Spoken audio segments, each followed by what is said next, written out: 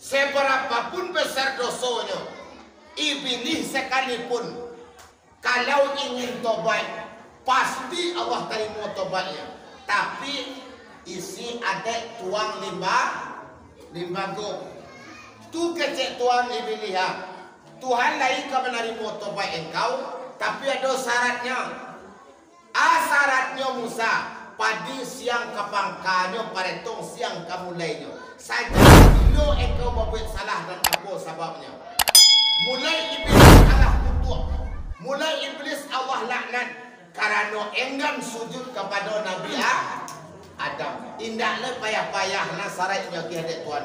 Kok yo engkau ingin tobat wahai iblis, baiklah sujud engkau ke kuburan Nabi Adam. Anak kecil iblis.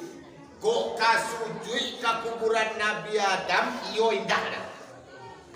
Biarlah masuk neraka barandang dalam jahanam. Sedangkan masuknya hidup dia tak mau sujud dah.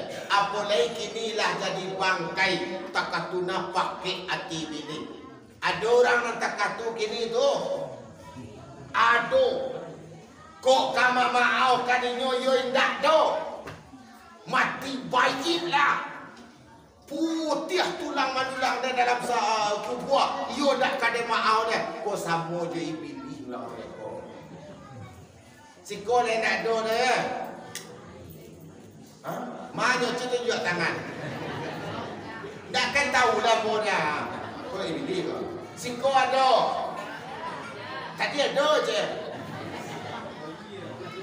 Aku ada.